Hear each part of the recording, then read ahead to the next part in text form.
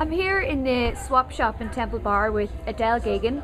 Adele, who owns the shop. Hi Adele. Evelyn, lovely to meet you. So you're one of those brave people that set up your business in the middle of a recession.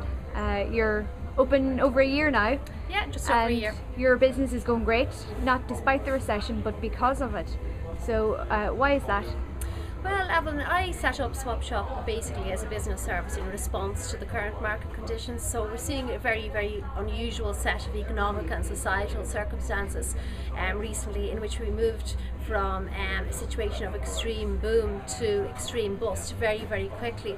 So with that, there were particular implications for the retail fashion industry. Obviously, you have a lot of ladies in particular who have the remnants of designer and high-end items of clothing in their wardrobes left over from the boom, where they were spendthrift and plastic happy, and who may now find themselves, for example, in reduced financial circumstances. And this is a way of effectively leveraging their existing wardrobes to continue in the fashion lifestyle that they've become accustomed to, literally using clothing as currency.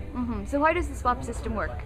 Well, basically the idea behind Swopshop is that you can swap something that you won't wear for something that you will.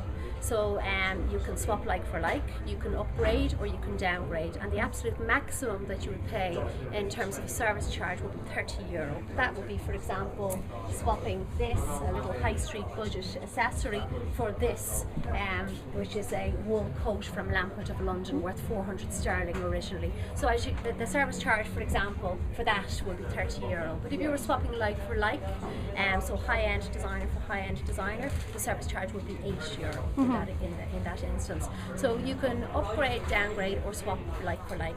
So the minimum which will cost is €0 if you're downgrading, and the maximum that you would pay is 30, and generally like for like swaps range between €5 and €10. Okay, and I want to talk to you about Facebook. It's kind of your social network of choice. You have a big presence there. So what kind of things are you doing on Facebook, and how does it benefit the business?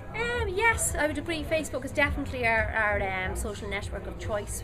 We find obviously it supplements the company website, but it's absolutely fantastic in terms of the interactivity that it offers between ourselves and our regular customer base. We would also almost say it's hyper interactivity, so you can interact with hundreds or even thousands of customers at once on Facebook, in terms of publishing photos, being able to comment or message between Swopshop and its customer base, and we find it absolutely fantastic.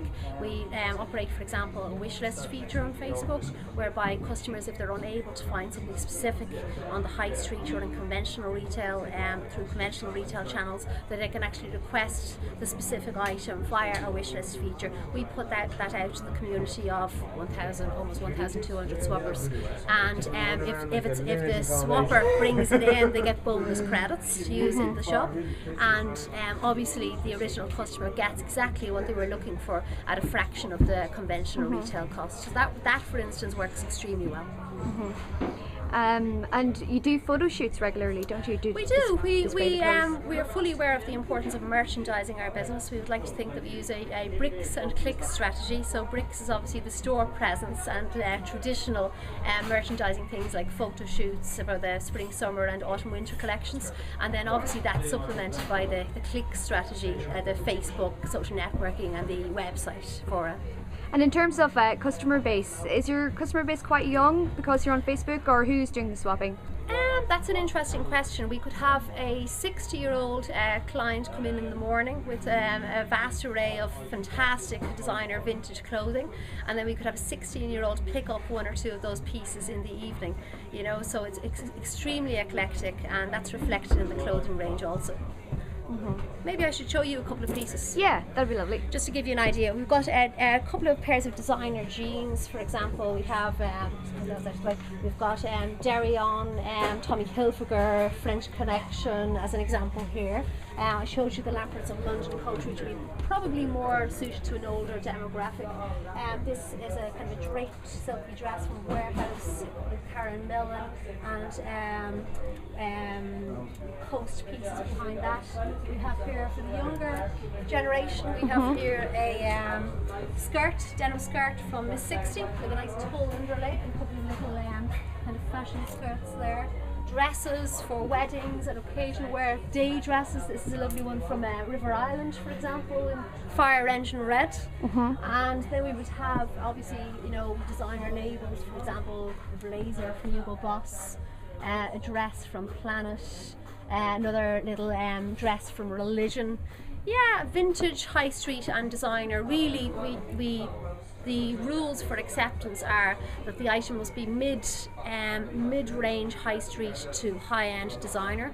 We would exclude budget labels such as pennies and duns for obvious reasons. There wouldn't be a second-hand market. So the clothing must be in perfect condition, reasonably on trend and wearable again.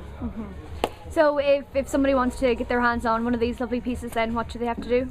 They bring their stuff in, they do a wardrobe clear out, and they bring their items in, and we would then value those based on the, we would estimate the resale value, and we would categorise it and give them credits, and then they can swap over.